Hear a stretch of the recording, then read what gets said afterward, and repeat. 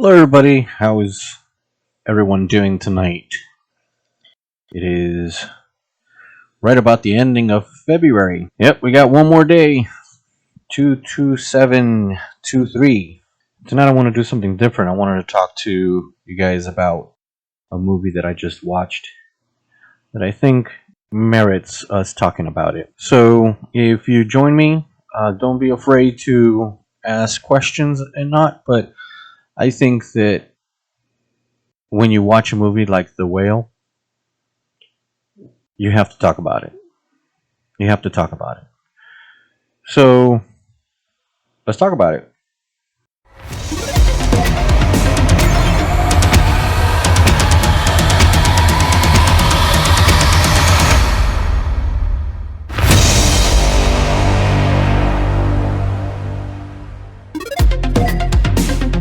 I find it quite impressive when artists are able to interpret life, when artists are able to use their talents and their skills to let the rest of the world know what it's like to be a certain person or a certain personality, to suffer from certain things or to benefit from certain things. I'm an artist myself, using different mediums as charcoal, acrylic paints, airbrushing,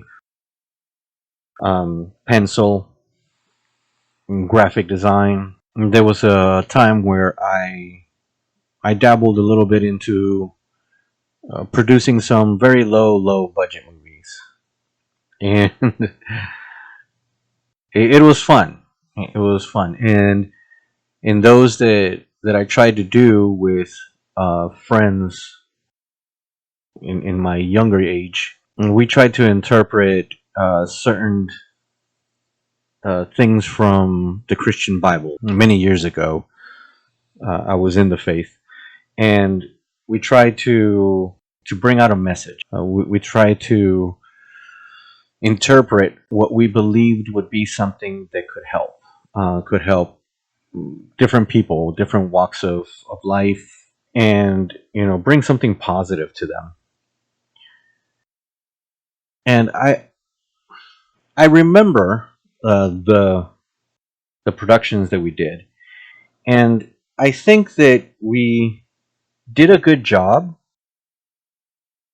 in being, as gamers would call it, noobs, novices, and not experienced at all in movie writing or producing or editing, directing, things like that. We did a decent job, but I think we failed in interpreting the actual message we wanted to bring across to everyone else. But in this movie, The Whale, I found myself over 3/3 or 3/4 of the movie either choked up or in tears or mesmerized. I will honestly say I counted two moments during the movie where it was a little slow. I was sitting there. You could move it along faster. But then I kind of shook myself out of that because it was unfair to the rest of the movie. And I remembered as I was watching it some of the brief reviews that I had seen in where people were saying that this movie will touch at least one part of your life. At least one part. Now, mind you, I'm not experienced yet in this technology here. I wish I was, so I can, and I'll learn it, but so I can bring up different little clips here and there or photos and whatnot. But like I said, I'll learn it. I'll sit down with my kids and have them teach me because I think it's only fair to give them props of how ahead they are on things. If I could, I would give you or show you different moments throughout that movie that wrecked me emotionally, and not in a bad way, in a reflective way, I should say. Yeah, it's best to say that way. In a reflective way is how I did it. I don't know how many people have had the chance to go watch it, so I'm not going to talk about the details within the movie because I don't want to spoil anything for anyone.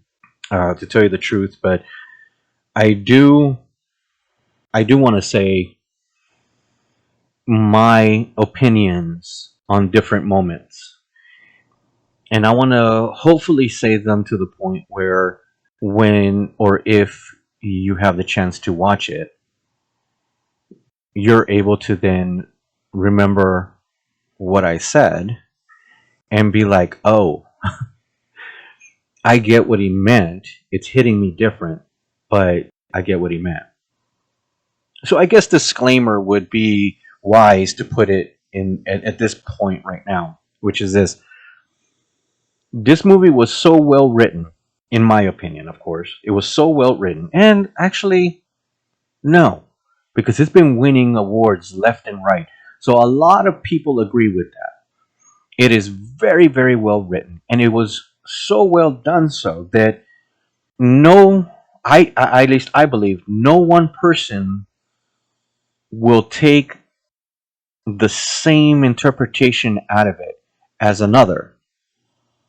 My wife and I sat in the same room watching the movie because we had the opportunity to watch it at home. And it's a good thing we did because we would have been a mess in the theater.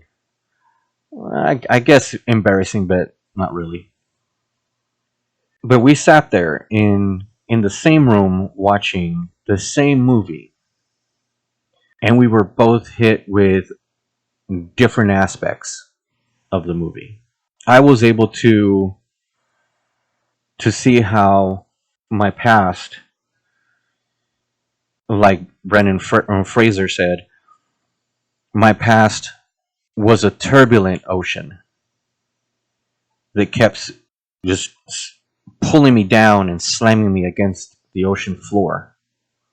And I wish I could have done it here again, and because I had the suicide hotline up, and I took it down. I forget why, but I think I was trying to fix this. I should have left it up. But in my past, I can talk about it freely, and I've learned to be able to talk about it without it really disturbing my mental health on it. But I have made multiple attempts to end my life in multiple occasions that I found very, very hard to get through in my life. And I will make this disclaimer too before I keep going. Is because this movie is so deep, and I believe it's also so powerful. It brings in a message to many aspects of mental health. I recommend and strongly advise that even though no one can be 100% ready to watch the movie, you should at least try your best not to be at a low point in your life when you do watch it. Not because it's going to push you lower, it's going to force you to reflect on things. And if you're in a better position in life mentally, you'll be able to reflect on these things in your life and turn them for good.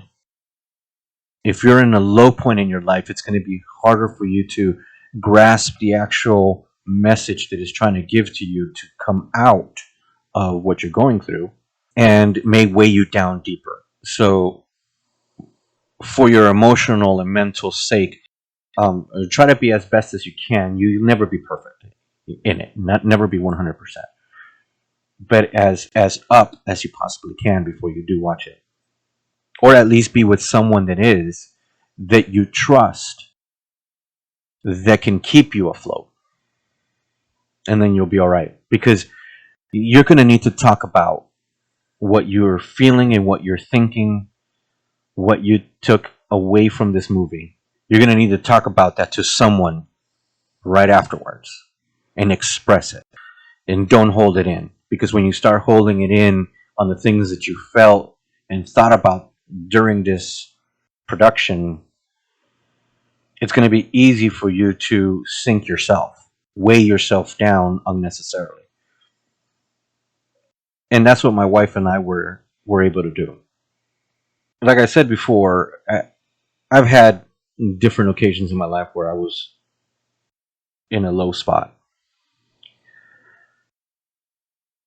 And in many times I reached out to friends and family, and because they already had a certain, I don't know, opinion of me, they didn't see the signs of how low I was or how dangerous of a position I was in. And instead of helping me, they ignored it. They called it a pity party. And because at the time I was within the Christian faith, I was told many a times, pray about it. And to tell you the truth, in some things in life, you should pray because prayer is just a conversation you're literally having with yourself to talk out things that you really don't want to tell anyone else because you don't trust anyone else to um, take in what you're saying the way that you mean it. Also, you know that most people won't really understand what you're saying and accept it for just being emotional statements that you need to let out. Most people will personalize it. Most people will um, twist it in their minds and make it about something else, or most people or some other people will try to define it and then push that definition on you. And in those times, you don't need that. In those times, what you need is you just need an ear. You just need a shoulder. And prayer is pretty much that. You're just letting it out into the emptiness of space so that that pressure goes away for a time being. So in retrospect, pray about it in some occasions was merited. But to not pay attention to the times where it was truly needed to have that shoulder and that ear and not give it, those were the devastating points. This movie made it clear that some people are just so focused on what they believe is your answer that they will stop at nothing to force that on you so you can accept that as hope and use that as a crutch to stand back up and move forward without them realizing or learning ever that they're damaging who you are more than they are benefiting you or helping you. And most people, when they see this movie, won't see that. Some people will look at it and say, "Well, the person was only trying to help. The person was just there, expressing a sense of assistance." I'm trying to just gather a word that would actually fit. Compassion. Compassion would be the closest word used in those situations. But sometimes you have to understand, to those that have friends or family members that you see are, reclusive, introverts. They don't have many friends. They seem like they're sad all the time and all that. What you have to understand is sometimes compassion becomes a blindfold. When you're so compassionate to someone that you're blinded about what they actually need, you will start forcing ideals on these persons that will sink them further. Sometimes compassion should be silent. And I believe that that's what this person should have done in the movie. It should have been a silent compassion. It should have been just the ear to be there to listen, or just to be the friend that delivered pizza. Hey, don't order pizza tomorrow. I got it for you. Or I know you want some takeout, but no, don't do that. I got it for you. And just show up and eat breakfast, lunch, or dinner. Have some laughs. Ask, how you doing? Tell me anything. How you doing? You tired? Are you happy? Are you sad? I mean, no matter, it doesn't matter what it is. How are you doing? And if they don't want to talk, they don't want to talk. And if they don't want to listen to the things you have to say, then just try to be sensitive enough not to say anything about you, and talk about something different.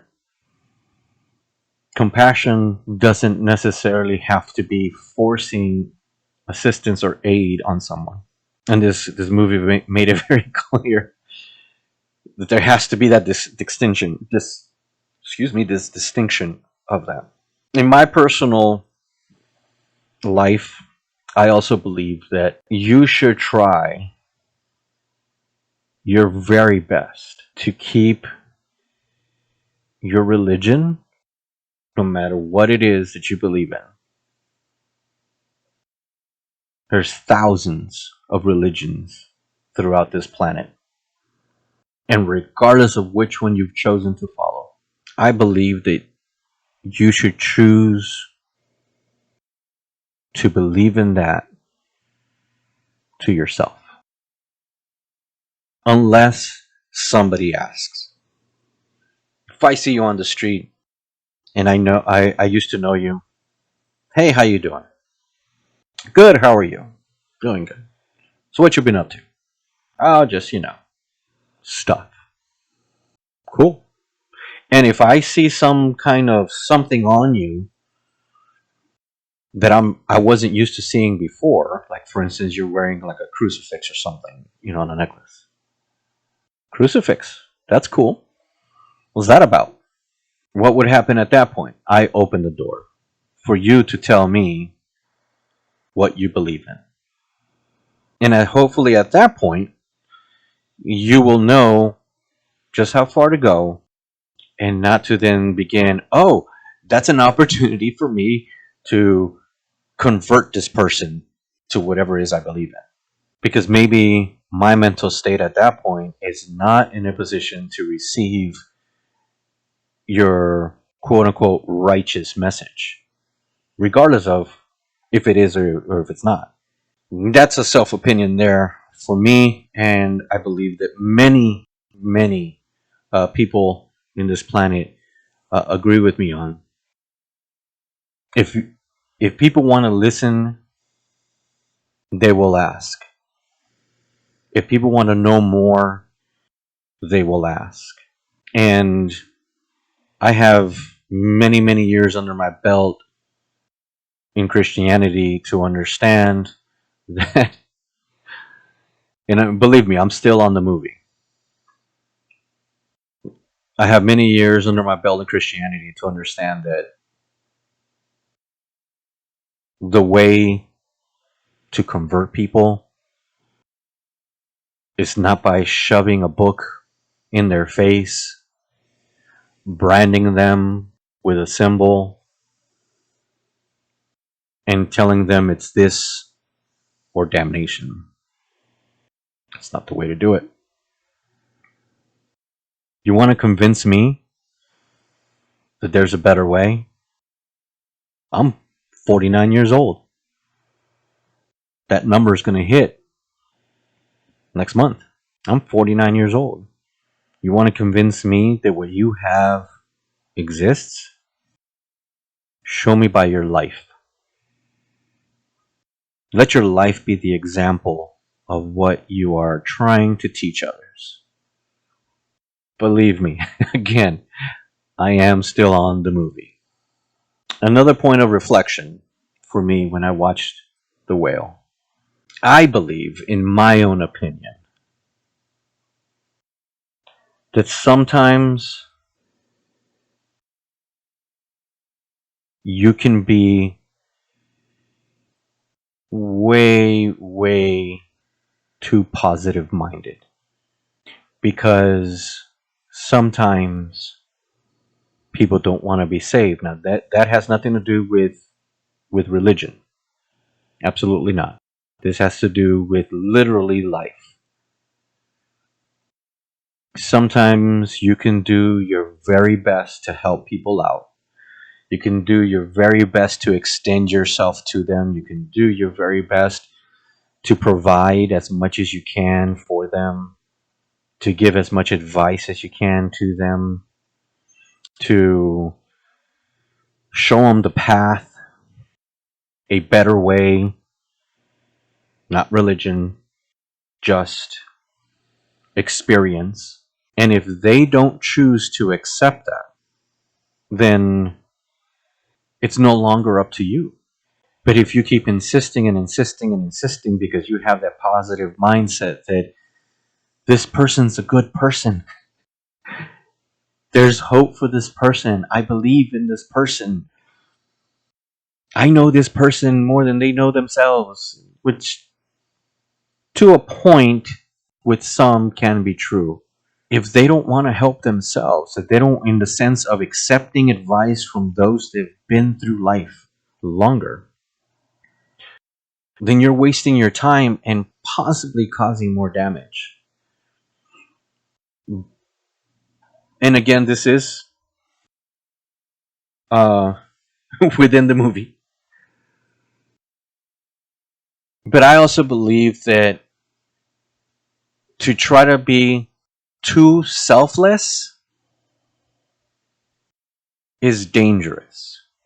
We've been taught, mostly Gen Xers, well, some Gen Xers, have been taught to do to others as you would have them do unto you. Be selfless. Help everyone as much as you can. Be a good person, a kind person. Reach out in those in need. And even if you have your last penny in your pocket, give that penny to someone that needs it more than you. Sometimes I believe that is dangerous because not everyone will respond the same. And this movie shows the typical hope that you would find when someone loves unconditionally and selflessly, but they do it despite and to the very bitter end of destruction to themselves, just to make sure the other person survives. The other person sees a better life. The other person experiences happiness instead of sadness. And some people do that to everyone. And the reason why I say that that's dangerous is because there's an old saying, what use are you to help someone else when you can't get out of bed yourself? And I paraphrase that in my own words. Here's the thing. If you are trying to help someone, and let's put it as an example for a week's time, 7 days. If you're on the third day, which would be Monday, Tuesday, and Wednesday, you're on Wednesday, and they come back and they're like, I don't know what to do. I'm losing my mind, so forth and so on. And it's the same things that they have told you Monday and Tuesday. And you give them advice. You help them financially, physically, mentally, spiritual guidance, all of that.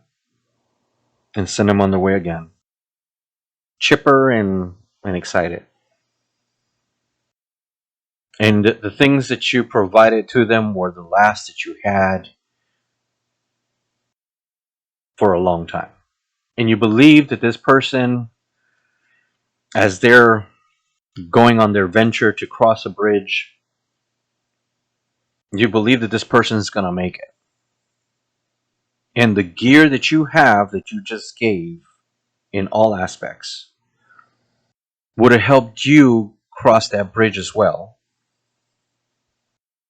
And you knew that if you crossed that bridge first, you had the experience to find further equipment, further nourishment, further resources, so that you can cross the bridge back again, because in the center it was just out, and you had the equipment to cross over, come back, and not only help that one person, but help like 100 more behind you or behind them. But you're believing in this one person, that this person, he needs you, he needs your help, he needs your help, he needs your help. So you give them the last of what you had to cross that bridge. And then they get to the edge, grab half of the gear, throw it off the edge, and then come back and say, I lost part of the gear, I couldn't make it. And you knew that not only that person, but yourself and the 100 people behind that person needed to cross that bridge, because by the end of that day, that side of this land we're in was going to get washed away. But there was nothing else you could do, because now you're stranded. Now you're left helpless as well. And you're looking at the gear on the other side, but you sit there and then you start encouraging this person. You can still do it. You can still make it. And then at the end, everybody's washed away. What good were you in your knowledge and experience and your resources to those 101 people when you just try to believe too much in the one? None of that says you shouldn't believe in that one. Everything of that says you should take care of yourself to make sure that you're healthy, to make sure that you're in a good mental state, to make sure that you're in good physical state, to make sure that you're in good financial state, so that as you gain more of those resources, regardless of what they are, you have enough to help yourself keep moving forward and to give to those in need so they can move forward on their own pace. It's not going to be any good to anyone if everybody sees that you got the equipment to help them while you're sinking down the stream because you didn't take care of yourself. It's no use for your kids to get advice or to get direction or anything like that while you're sitting in the hospital because you won't take care of yourself. What good would you be then? Can't help them then. But if you're showing them that 100% before you help anyone, you're first, then they'll start understanding by example through you that I have to take care of myself and then I can take care of others. Like they took care of themselves to then take care of me. Most of us parents, we like to give it all, or try to, at least, I should say, to give as much as we can or all to our kids. and forget about ourselves. And some of us almost die mentally, physically, spiritually, emotionally, because we drain ourselves and then it's hard for us to recover. Everyone does deserve a chance. Everyone does deserve to be looked at in a positive light, but not at the sake of your own. Never at the sake of your own. I believe that this movie shows both sides of that. You got to see the good in people, regardless of how bad they seem. And hopefully, at some point, because they at least had one person thinking positively about them, would help them break out of wherever they're at in their life in order to then reflect that good person you've always seen in them. But don't lose yourself in that. Make sure that you're getting taken care of. And to that point, I must say, sometimes that's all well and good. But there are some of us out there that are such empaths that it is very, very difficult to put ourselves aside for the sake of us being good and us being okay,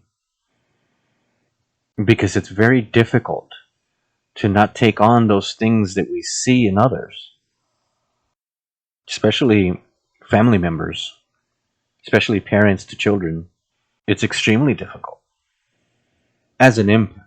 And there's ways that you can help yourself out. There's ways that you can keep yourself afloat to make sure that you're okay. But this movie makes it very clear of those that, God, it's hard to really talk about without giving too much away. This movie makes it very clear on what it's like to totally and completely ignore yourself for someone that you love. Also, it shows how easy it is for you to completely and totally ignore those that deserve your love for something that may seem real, but not end up being as real as you thought. It's still there and it's still true, but it was never what you actually needed. It was more a project. But unfortunately, because of the type of person that you are, as not only an empath, but very giving, you lose yourself in that. So you believe that that's exactly what you needed or need. And sometimes it's too late when you turn around to look at what you've lost. Sometimes. Other times you'll find that if you turn around in time, you may save those things that you've lost in your walk in life. If you're just joining, either in the pre recorded or right now in the live, I am vaguely reviewing the movie The Whale. And if you have comments, questions, thoughts of your own, if you've seen the movie, please leave them in the comments. If there's things that you feel what I said is you don't agree with, of course, respectfully, but say those. We all have our own voices and opinions. So I'm making general statements on what I believe, and those that feel that applies to them and can work in their lives, accept them and mold them into your life. And those that see that, what I'm saying is really not, it's not for them, it's not true, whichever, they're not going to believe in it, then just leave it at that.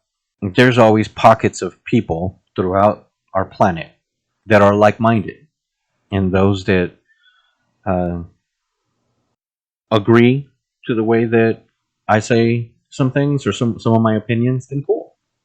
But I also respect those others that don't have that. I am I'm trying to think of again of ways this movie I can't say his name, not because I'm not allowed to or anything like that. It's just I don't know how I say his name. All I know him as is Data from the Goonies, and he was in the Everything Everywhere All at Once. He was the husband. He said it. I spent 2 hours crying, or I spent the 2 hours of the movie crying, only to spend another 2 hours afterwards trying to call all my friends to watch this movie. Now I'm not going to spend 2 hours, 3 hours, 4 hours calling everybody to watch this. I think if you're going to watch it, if you know about it, if you've heard about it, and you're going to watch it, you should do it because you decide to. If you do it because of the things I'm talking about, then cool. But I think it should be a decision that you should do on your own. This movie, in my opinion, is extremely powerful in its message. And it has quite a bit of them. It has quite a bit of messages throughout the movie. And I thought, well, no, there was only one aspect that I found I couldn't relate to. And I think I'm going to say it. Um, and hopefully that doesn't spoil anything for anyone. But I I cannot personally, within myself, relate to eating disorders. I feel that, in my own opinion, not medically or anything like that, I feel like I have one because no matter what I do eating, I constantly feel like I'm hungry. But I can control that. It's not an eating disorder. I do have firsthand experience though, because my ex-wife, the mother of my sons, she suffers from one. And my wife now, she also suffers from an eating disorder. And my wife, I tell her how strong she is. And that's the thing with eating disorders, is that it doesn't matter what anybody says. It's only within the person. And even though she accepts it, and sometimes, she does thank me, um, and I can tell that it's a polite thanks, it's still not good enough. And it's not nothing against me. I don't take it personally. But because the eating disorder is a mental disorder, it's difficult for a person like that to process what someone else is saying to help them, because it doesn't matter what anybody says. What matters is how they process things. My wife has done an amazing job to keep her eating disorder, at bay as much as she can. But sometimes there's some triggers that are just too big. Stress, worry, self-esteem, confidence or lack of confidence. There's many, many triggers. Sometimes it's just the doing nothing that triggers it. And it's so hard for someone like me that doesn't have that. It's so hard for me to try to grab a hold of something to help. And it's painful. It's extremely painful. Which, of course, I can understand at that point through to see that through the eyes of another character within the movie, in where they are trying their best to help. They're trying to get they're trying to get him to understand. I think his name is Jimmy. Well, we'll call him Brendan, right? Because I don't remember the character's name. But and they're trying to get him to understand the harm that he's doing, and why they should forget about everyone else and consider themselves, in the helplessness in the character's voice, to try to snap Brendan Fraser out of that was painful, not only to watch but to understand that feeling, because there's times, plenty of times, where I feel that I don't know how to reach out. I don't know how to find my wife in the dark places that she's at, and sometimes in a very painful and hurtful way, where I can somewhat sense of where she is mentally. And there's times where I have to be somewhat aggressive, and as how she puts it, is do a shock factor and snaps her in. And I can't honestly tell you exactly how I do that. It's kind of like a natural response, and it brings her back. It brings her into uh, a point in her mind where she can shake it off in a sense, and pick herself up from where she's at, and it helps her reprogram, reset. It is so hard as someone on the outside that doesn't understand that, to be so helpless. I have always in my entire life been a person that when something critical is happening, that when something dangerous is happening around me, when there's a situation that um, help is needed, I become hyper focused, and my mind starts. It slows down because I haven't officially been diagnosed with ADD, but the symptoms of is there,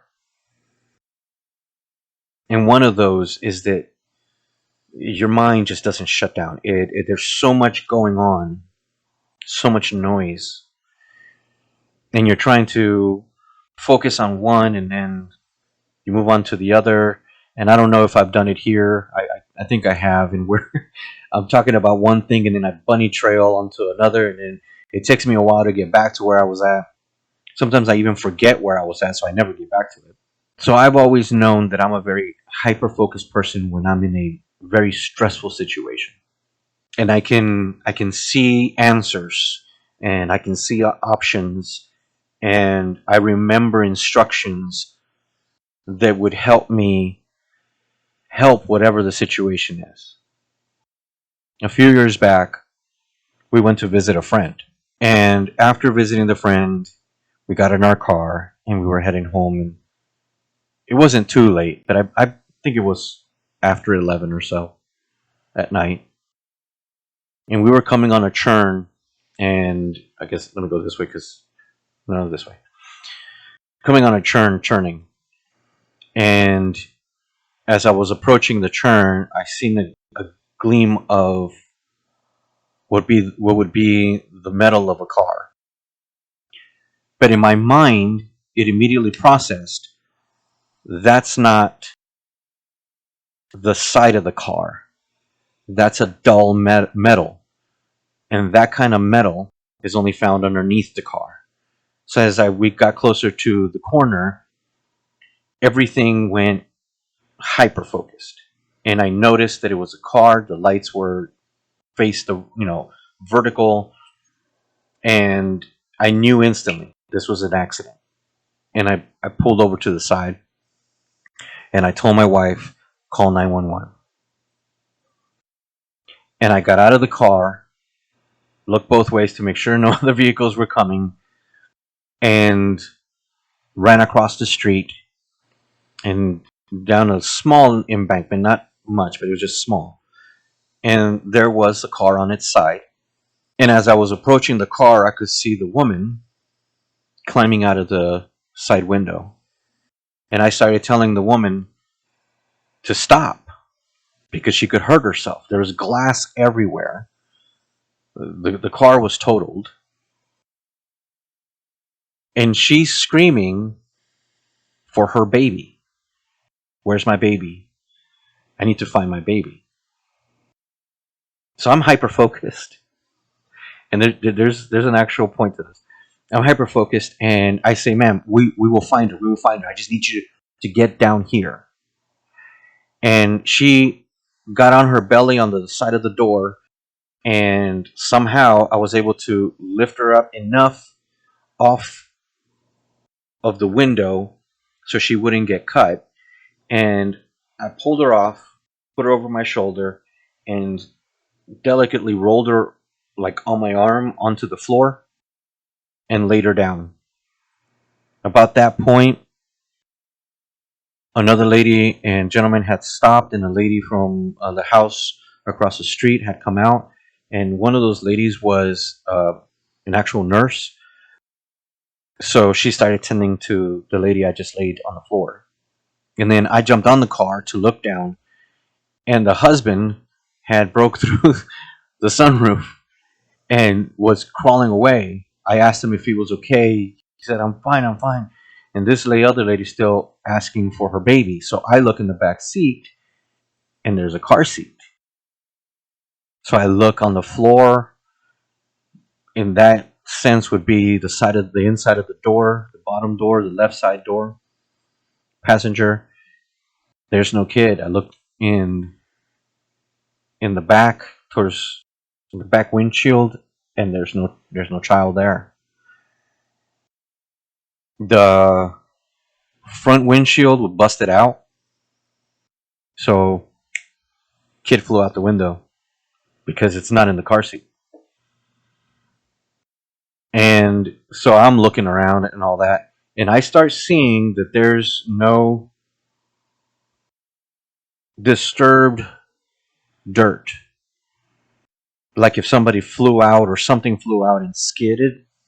That's the way to say it? I think so. And, stopped at a certain place. The windshield itself wasn't shattered. There was no hole through it or anything. It just had popped off. It cracked and then popped off. So there was no sign that anybody had been thrown out the car. And the way that the side window was, there's no way that the child would have been thrown off because the car didn't roll. It just went onto the embankment and went on its side. So all of this I was able to see real quick. Back and forth, back and forth, back and forth. And then went back, and then paramedics got there about that time. I went and told the paramedics what I had found. The lady that was helping the lady in the accident, she told them what she felt was going on with them. And once everything was to the point of being settled, that everything was good, no major injuries, luckily. The friend that we had visited knew who they were, and they were able to find out that they had gone to a recreational event, and they were coming home from that. So their child wasn't even with them, which I already had in my mind determined that there was. I told the paramedics there's a possibility, but in my mind I knew there wasn't. And the reason why I'm saying all this is that because the whole time that all of this is happening, I'm remembering things of how to deal with these kind of situations, what to do next if this certain event starts happening, how to handle it. I was calm. Adrenaline was running, but I was calm. I was focused, and I knew what needed to be done. I still would go across the street after I made other people were already there helping. Went across the street to make sure my wife was okay because she was panicking on the situation. And then after that, once she was okay and other people were there, it was just this hyper focus. So I feel not necessarily in control of the situation, but I feel in control of myself because I know what I need to be doing. I know how to help. I know how to not necessarily fix it, but help fix it of whatever the situation is. And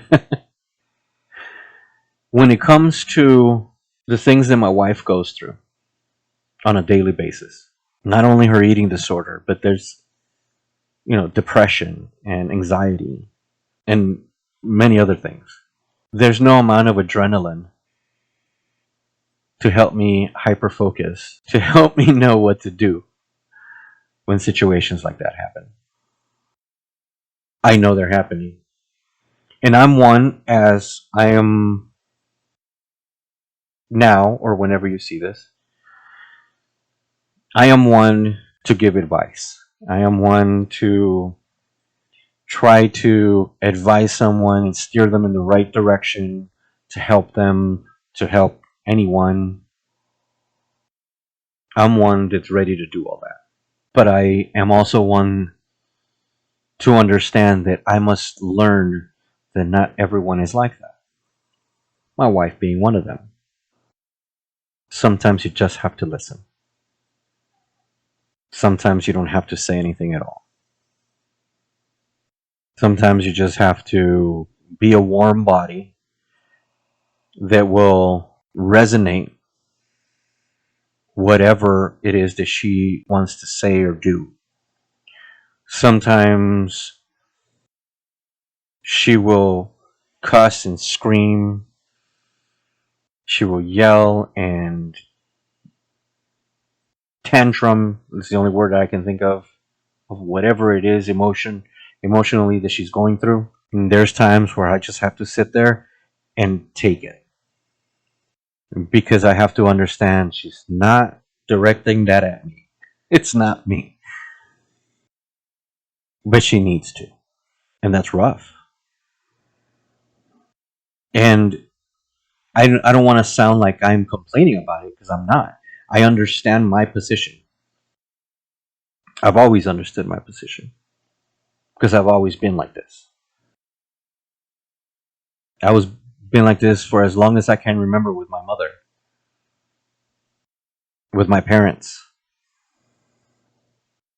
And there was times in where I would have to, after my parents would have an argument or a huge nasty fight, I would either have to tell my dad, can we go somewhere just to distract him, or tell my mom, hey, can we go somewhere just to distract her?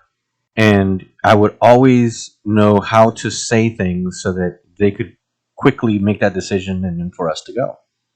Even through times where I would hear my parents arguing, and they would make statements that I'm only here because that was the only way to convince the family. He's too much like you. And if he wasn't here, life would probably be better because I would have known that there wouldn't be another you. Yeah, stuff like that. I still would reach out to them because my adrenaline would start pumping, and then I would start looking at the options and how to diffuse the situation and make it better. So I've always been like that.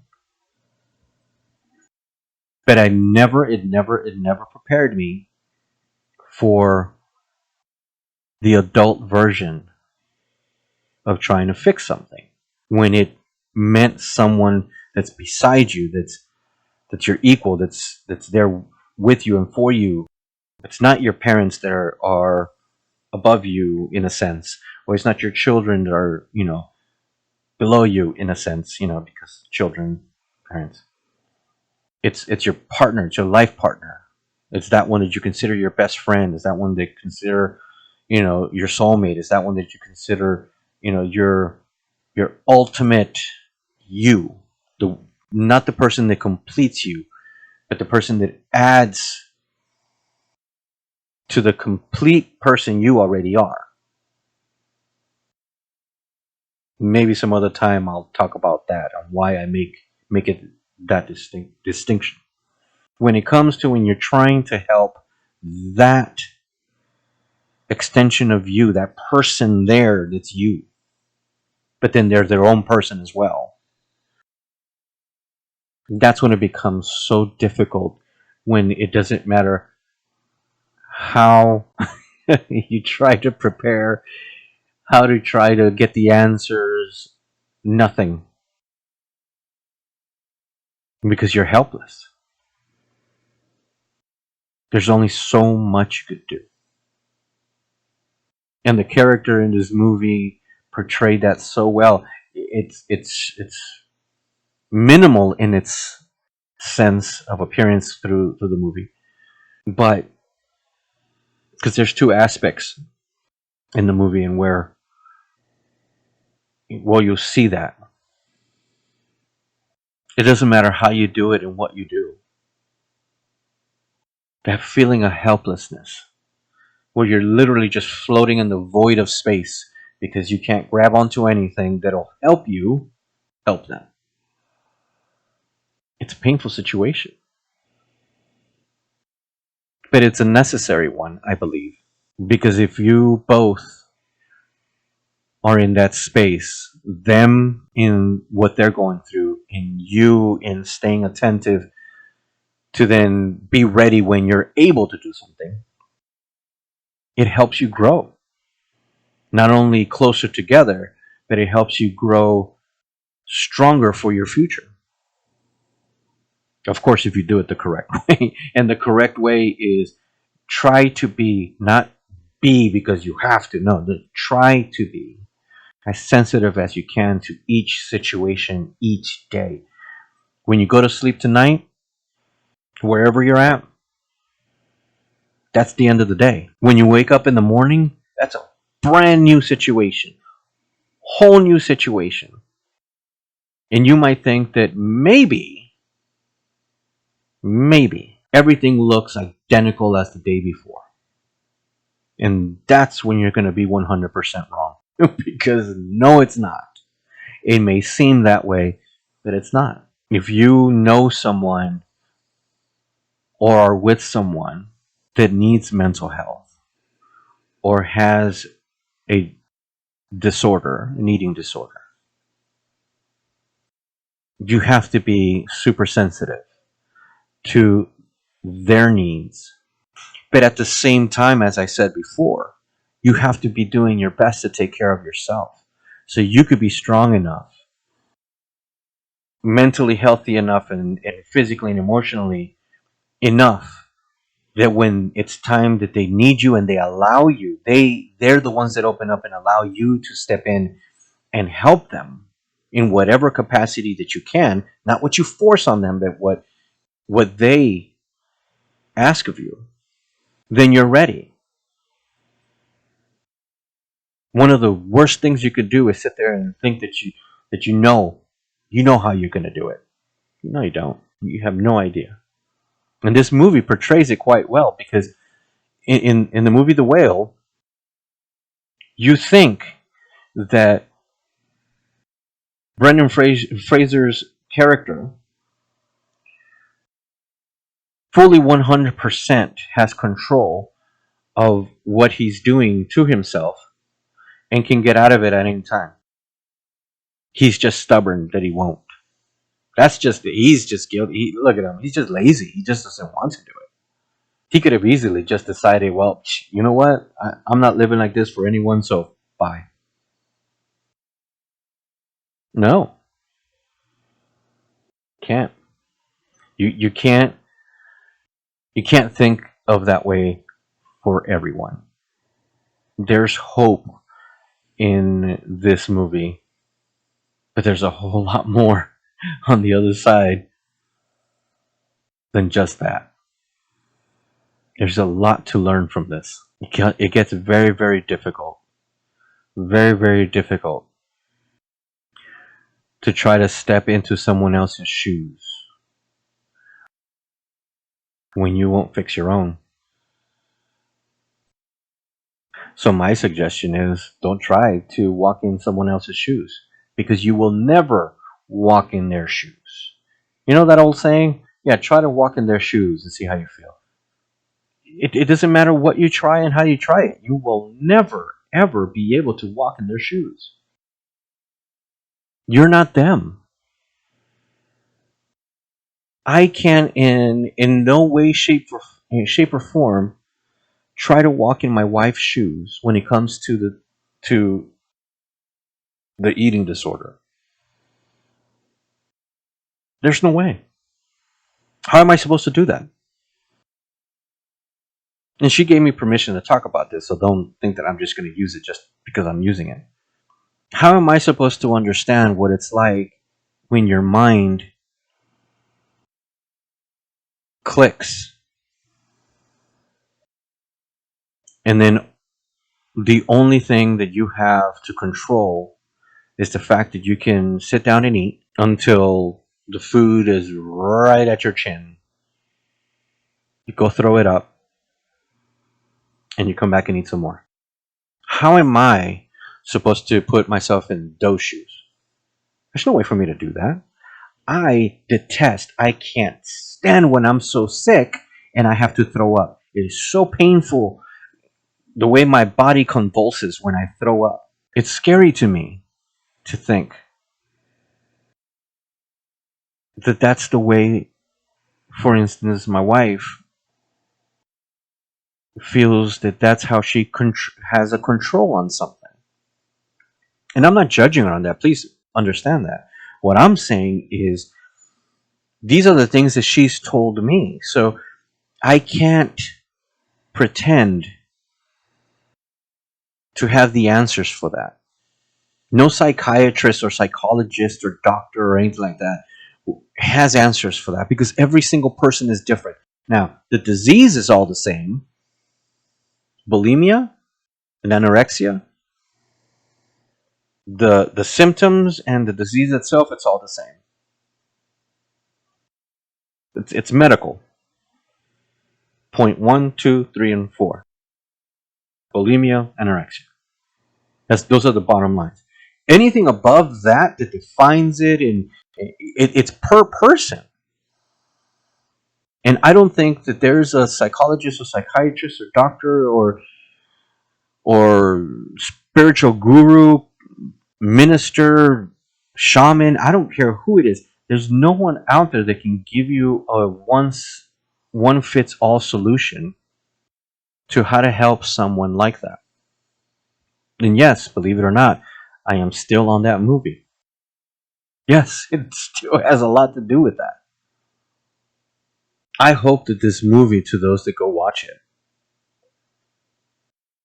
I hope that they can see the message within it. I hope that those that step into either the theater or at home to watch this production, I hope that they can find some answers in their own way, in their own interpretation. That they could see a glimmer of hope, or they could see a path that they can take to help them. But I will say this as well. I also hope that there's those out there that watch this movie that can also pick out that anger, regret, revenge, hate, any of those or all of those together will never, ever give you any answers on how to resolve any situation. If you think that hating someone that is self destructive, and I say that in the sense that It's not that they're wanting to be self-destructive. It's just, it is. It is what it is. And if you're out there and you have someone like that, and all you can think about is you hate them because they're doing this to themselves, and how dare they? They're not even thinking of anybody else but themselves, and they're hurting you, then you're the idiot. Because, first of all, why are you hating them for something that they can't control or have very little control over, to the point that it has possibly ruined many aspects of their life? Many areas that they didn't want to be ruined, it ruined. And now they're struggling to try to hold that together of whatever last they have. And then all you can do is hate on them without trying to understand a little fraction of the situation. And here's the way that you could do that. Look at how you're feeling right now, hating them for what they're doing. The thing that you're going through right then and there, that's what they're going through in their way. It's a vicious circle. And that's why I say you got to take care of yourself. You got to focus on yourself.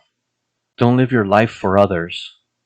Live your life for yourself and make it the best you can possibly make of your life. And that will then become a benefit to those around you, those that truly call themselves and act as your friends, those that truly call themselves and act like your family.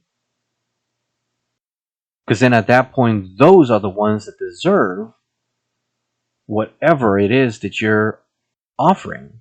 If you're able to take care of yourself, you can light the way for others so that they can find themselves. Because you naturally will do it. But if you fill yourself with regret and hate, anger, and all of this bitterness, then you're helping yourself the wrong way. You're helping yourself to get worse. In the other side of that token, if you're constantly focused on, I'm not going to think about the things I'm going through, and the way that I'm going to do that is by helping everybody else. I'm gonna make sure everybody else is happy. I'm gonna make sure that everybody else is okay. I'm gonna make sure that everybody has what they need. I'm gonna make sure that if somebody else is sad, I'm gonna make them happy. If somebody else is mad, I'm gonna make them glad. If whatever, then what you're doing is you're just burying that time bomb. And the more you do that, the longer you do that, the bigger that bomb gets underground. And the ground is putting pressure on the bomb. The bomb is growing and pushing pressure out. So you got now these two pressures up against each other. And I've had that happen to me multiple times. And when it finally explodes,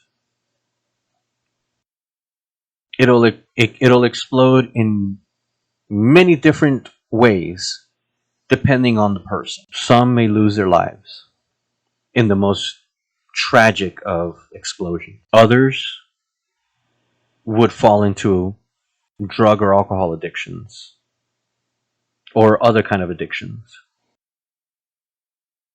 Others will literally develop physical ailments, mental ailments, bulimia, anorexia, different sicknesses.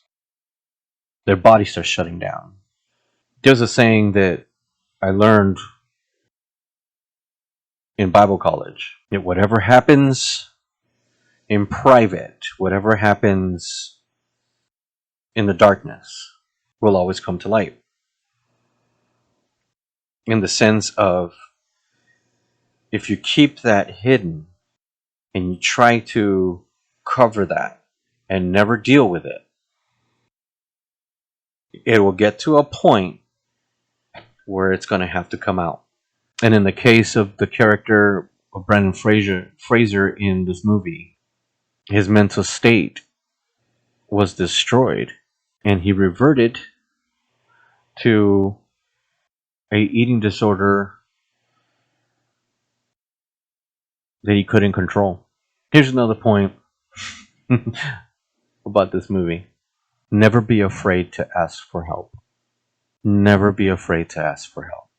Those that truly care and love you, those that are truly there for you, will help you, not by forcing what they want on you, but by following your lead. What do you need? It's incredible to me just how deeply this movie got to me. I had one other movie that affected me. It was an animated movie called Encanto, and that one got me in the sense of my childhood. And there's a lot that I have that I've luckily dealt with, but from time to time it creeps up, and I remember the pain, the emotional pain that I went through as a kid and as a teenager. And I vowed never to watch that cartoon again. No, because I hate feeling those feelings. I hate thinking about those things. I don't want to live in the past. I want to live in the present and prepare for my future. That's how I want to live. But this movie showed me, opened my eyes to the fact that the older you get in this life and the more experienced you become on the things that you live through in this life, the different things, how different things are, is how I should say, that hit you personally.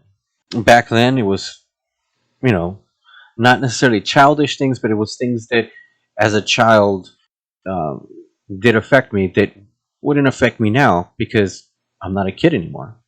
But then to turn around and see that the path that you're walking on has its own type of thorns, its own type of um, potholes and mountains to climb and razor sharp cliffs to slide down. That's painful. Luckily, if you're willing enough to not only ask for help, but to let yourself help yourself, you will find that some of those terrains are just a mirage. They seem that they're going to be painful, but then after you're done going through them, you're like, I mean, yeah, it hurt a little, but it wasn't as bad as it looked. That's how sometimes some things in life are. Not all, but some things. You just got to tell yourself, I can't get stuck there. I can't. I have to keep moving. I have to keep doing. I have to keep living. Because you don't want to miss the chance that at one point when you turn a corner somewhere, everything just smooths out. Sometimes it seems like it's never going to, but it does happen. It really does. It's hard to really talk about this movie without giving spoilers. I would love to talk about this movie in detail, point by point. What I feel each character is going through, what I feel, in my opinion, each character means, what I feel that the different aspects of life that this family went through, how it would relate to what I went through, and how it can possibly relate to yours. But it's hard because at first it just came out, so not everybody's seen this. Not everybody's had the opportunity to watch it and examine it for themselves. Yes, this would be one of those times where I wish there was a lot more followers and whatnot, because then we could have a whole giant discussion of it in time. Because I think this is a movie that we can discuss at a later time and it still would be relevant. This is one of those type of stories where 2, 3, 4 years from now, it'll still be relevant. I believe that pretty much anyone in any of life will relate to something in this movie. I truly believe that. I truly believe that no matter what, no matter where you live, unless you're extremely stubborn and close minded, more so close minded, unless you're like really, really close minded, you will not find anything relatable in this movie. But besides that, I'm telling you, it is incredible. It really is. I believe that not only Brendan Fraser, but every single actor in there, like my wife says, except the pizza guy, which is true. But the main actors in that, there is one, two, three, four, five. They all deserve awards. I don't think the daughter, what's her name, Katie Sink, I think her name is, or something like that. I don't think that she's, how can I say it? I don't think she's ever been mean to her parents. But I will say this, because I know a lot of redheads in my life.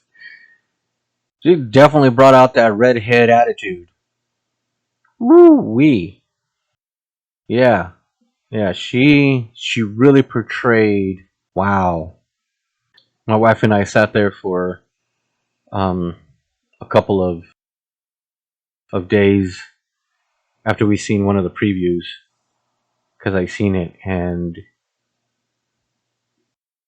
I showed it to her, and we sat there a couple of days and we talked about it. We were trying to make that decision. Go to the theater or watch it at home. Go to the theater, and we were gonna go and watch it probably last month, probably in January. I think we were gonna do it for her birthday, and then somehow we didn't. And then we were gonna do it at some other point, just like a date night, and then we didn't. And a couple of days ago, I think it was yesterday, the day before, I was here in the office, and she's like, "I found the whale." I'm like, all right, let's watch this." And I will say this, because I am more than certain that everybody has seen this in trailers, or on TikToks, or in Instagram. Somewhere I know you've seen this, but I know because of what Brendan Fraser, and I'm tearing up because it's personal. I know Brendan Fraser went through a lot. He experienced some very tragic situations, and then on top of that, he gets blacklisted in Hollywood for not even being his fault. And then he does an amazing comeback, and lands this role and just kills it, like, amazingly. But I know you guys have watched this, and as a father, as a person, and more so just as a man, sometimes I'm afraid that I could die. Not of the death is not what I'm afraid of, but if I die, I would have never done anything that mattered in my life. And when Fraser turns around, he looks at, and he looks and says, "I want to at least do one thing." that mattered in my life. For many years, I have sat there and bawled by myself or with my wife, or me sitting next to her, because I feel like such a failure. And that's one of my cliffs, I guess. I feel that no matter what I try and what I do, I'm constantly failing. And from the huge fights that I went through as a kid, hearing my parents, and when I would sit there and listen to the way church members would talk, or family members would talk, or past relationships, and the things that I could never do, never accomplish, or the things that I tried to accomplish and would always fall into ruin. I would always think to myself, and I would always try to keep myself going with that one thought: I want to do at least one thing that matters. At least I want to do one thing that's worthwhile. At least want to do one thing that not necessarily millions remember me by, but at least somebody. It's hard. And sometimes when you when you slip and you start descending into that whirlpool of sadness, regret, of just the thoughts of the facts that you've actually experienced in your life, not things that you're making up to try to feel that way, but the actual things that have happened in your life to put you in that state of misery. You start falling in that rabbit hole, going down. It's hard to get out of. And I seen that clip so many times, and every time I seen that clip with him saying that statement, I always get choked up. I always have to take a few minutes and recover and keep going, because you can tell, you can see it in his eyes. It's not, he's got a prosthetic on, but he's it's in his eyes. It's the way that he expresses it. He's not expressing it as an actor. He's expressing it as in his life experience, which then catapults off the screen onto, for instance, myself. And then I personalize that because I feel that pain. And I can't deny that pain.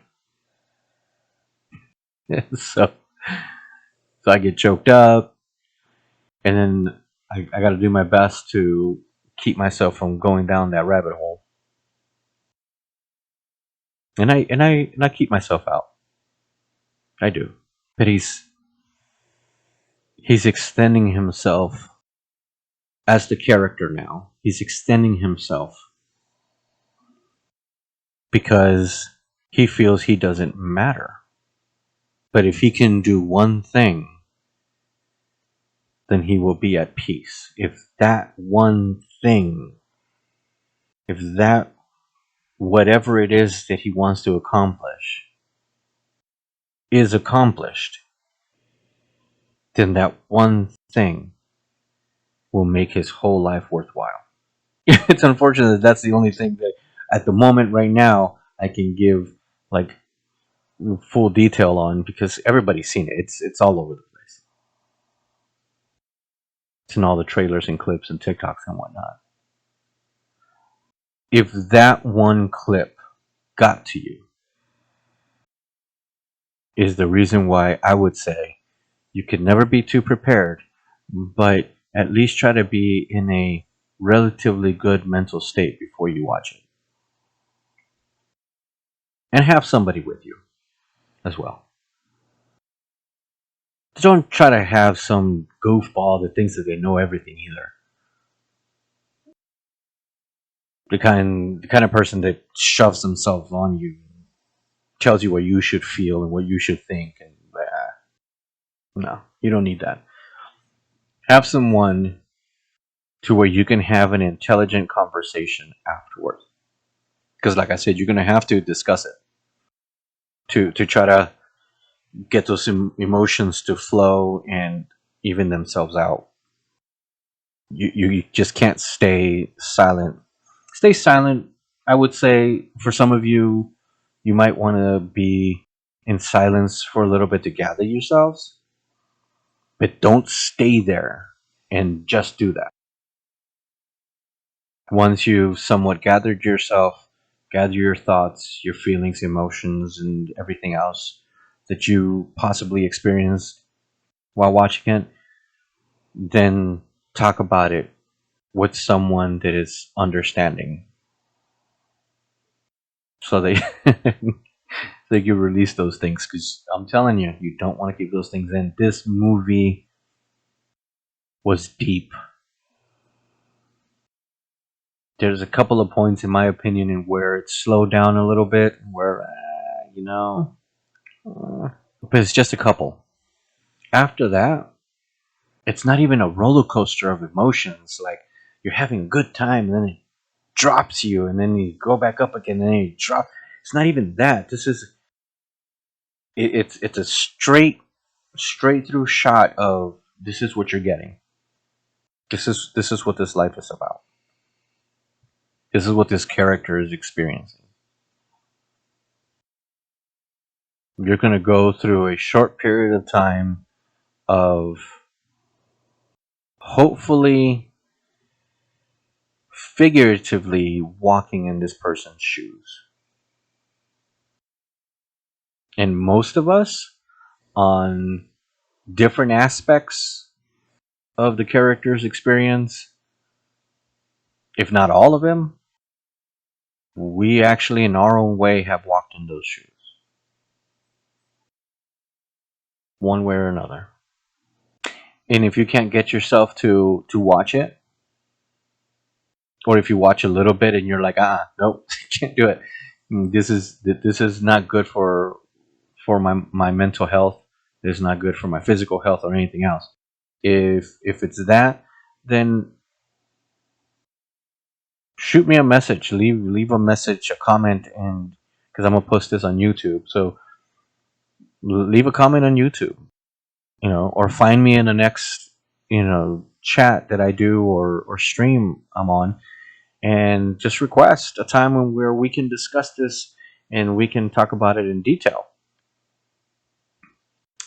And then what I will do then is put it on the title that this comes with heavy spoilers.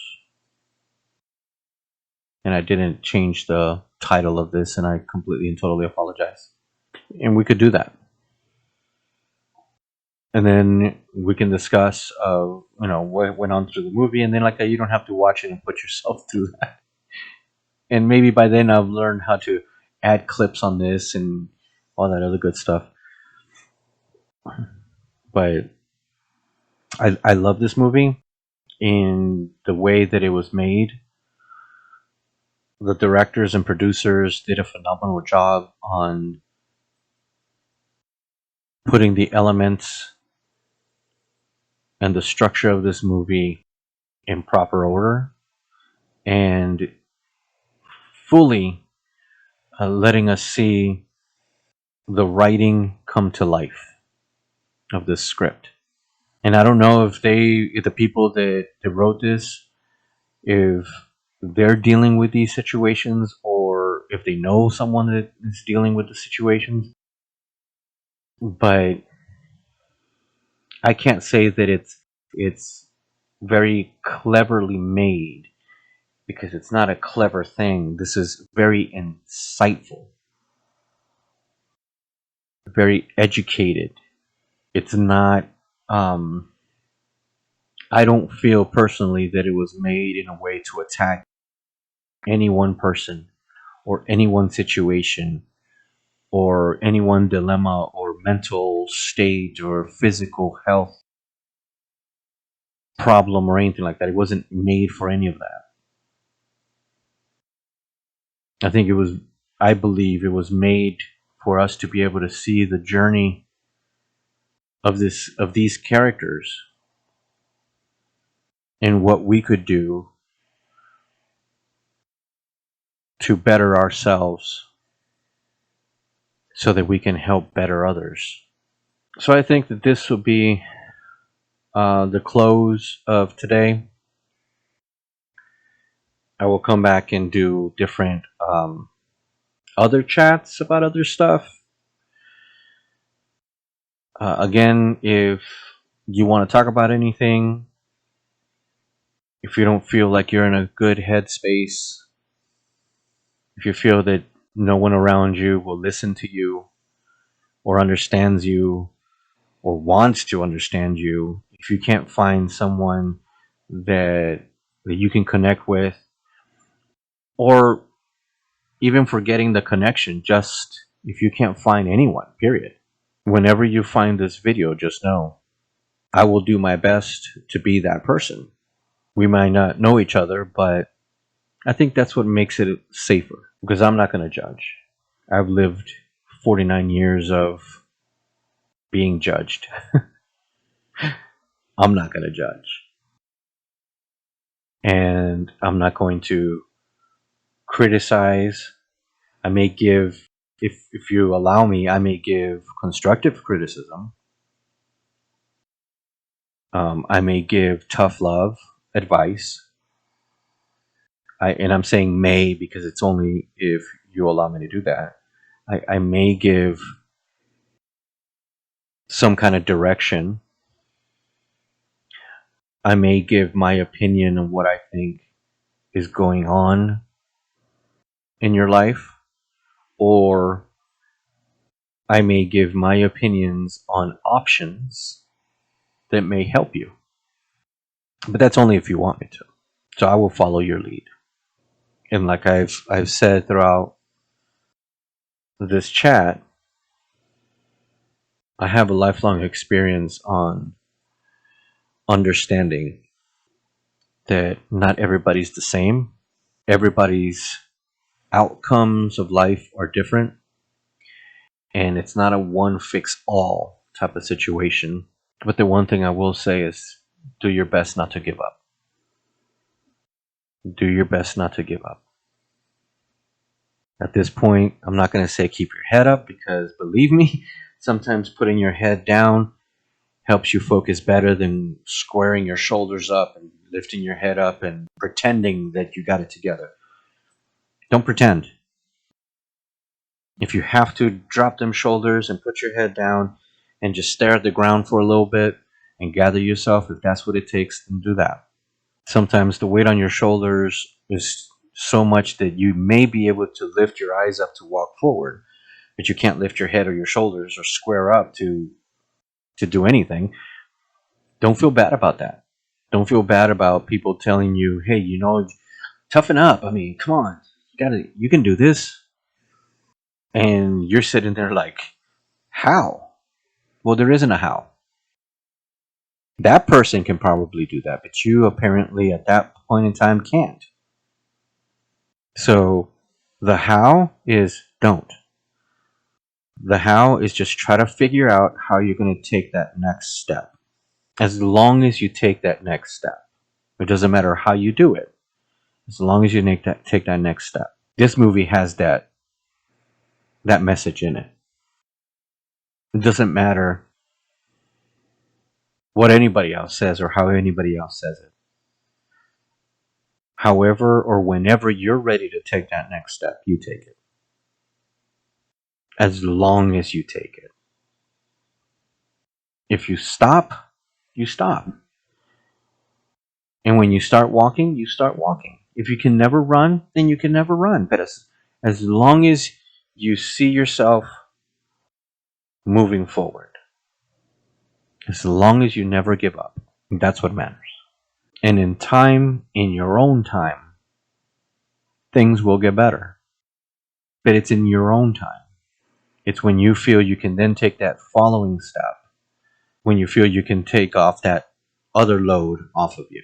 There's people out there that think that they have the answers and then they have the timeline and they know exactly how it's. No, everybody's different. Everybody's different. Here's an example. I deal with death a totally different way than a lot of other people. When someone that I care about and someone that I love dies, it's about 24 to 72 hours of grief and mourning. And it's not because I don't love them. It's not because I don't care for them. It's not because of any of that. It's just after that, somehow, naturally, I move forward. And my wife and I have discussed this, so I'm hoping I had her permission on this. My wife has lost every member of her family. They've died. She's not like me. And I don't want her to be like me because that's not who she is. She's not me, and I'm not her. But it's more difficult for her to move forward.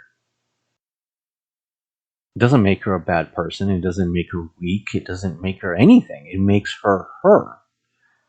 So, in her own time, with her own steps, in the way that she accepts outcomes in life, whenever those things happen within herself, is when she can take the next step to move forward. Again, I may do it within 24 to 72 hours. She may do it between 24 and 72 months. Does it make it bad? No. Does it make me better than her? No, absolutely not. None of that. What makes it is that everybody's an individual person that deals with things in life a different way. And even though this movie, The Whale, kind of gives you a somewhat of a funneled view of certain situations in life, it still gives you that clear answer through the characters portrayed. Everyone deals with tragedies in their own way. And none of us on this planet should expect anyone to deal with them the way that you personally deal with them. We should never do that. I believe that that would be the first step to the biggest mistake you've ever done with a friend or loved one, is trying to force them to be like you.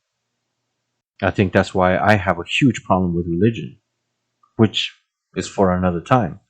But it forces you to become something that you're not, to give you false hope and a false narrative of your life, that when you see yourself failing over and over, you will never understand why, because you forgot that everything that you're doing is not you, it's someone else.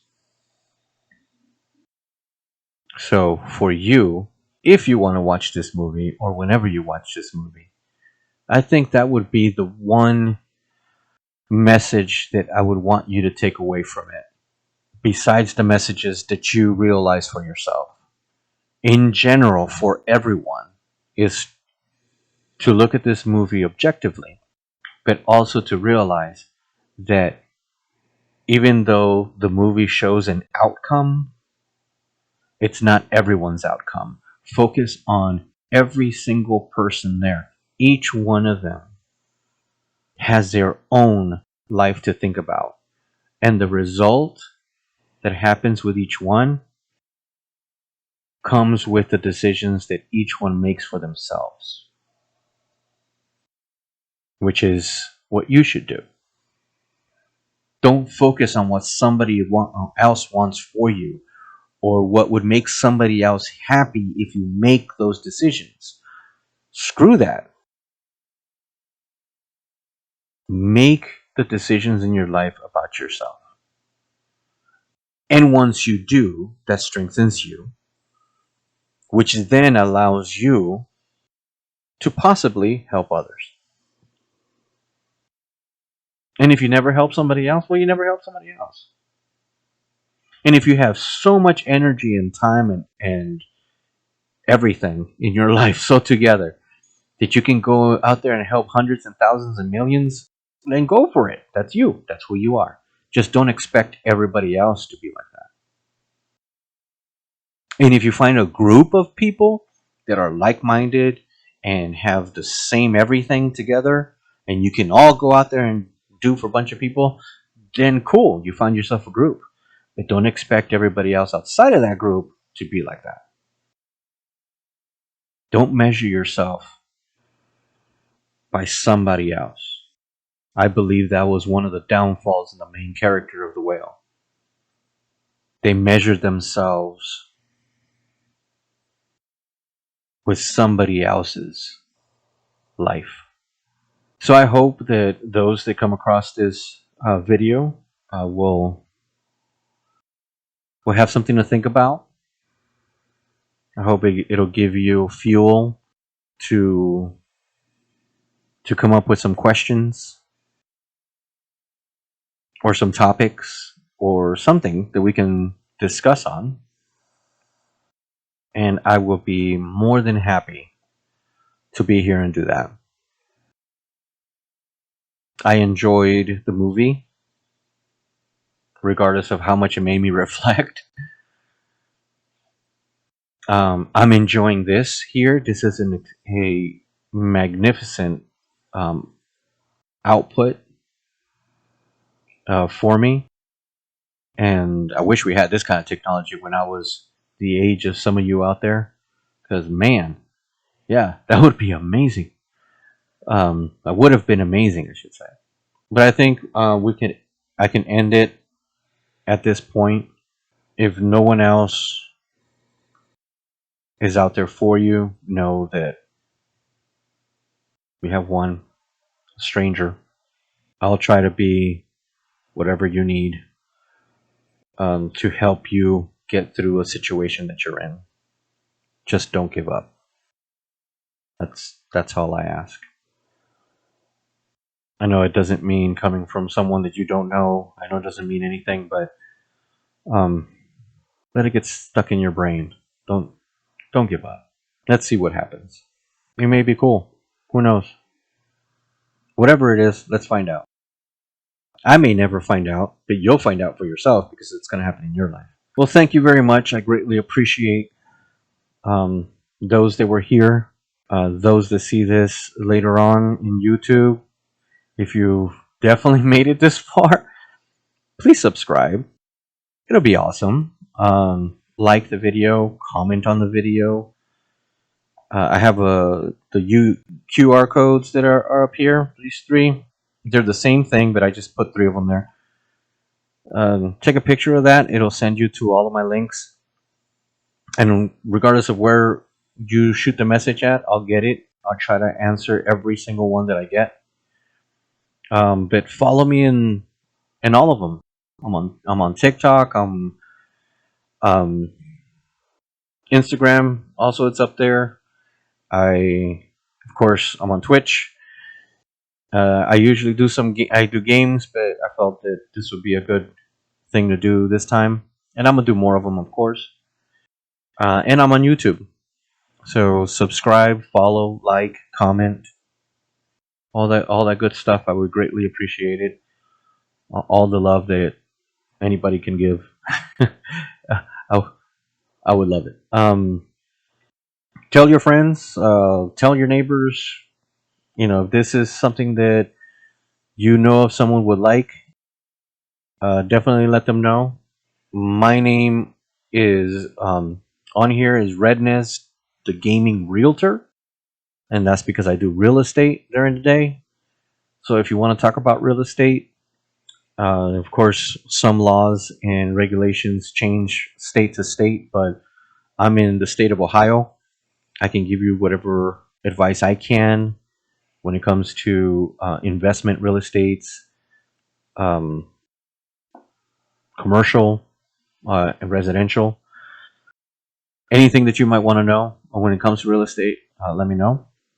I definitely would be interested to talk about. I am an artist and a musician, so if you want to talk about that, we can talk about that. If you want to talk about gaming, we can talk about gaming. Anything. So thank you. greatly appreciate it. Whenever you see this, if you see this during the day, have yourself a good day. If you see it in the night, have yourself a good night. And I hope to see you in the next one. So thank you very much. I greatly, greatly appreciate it. Bye.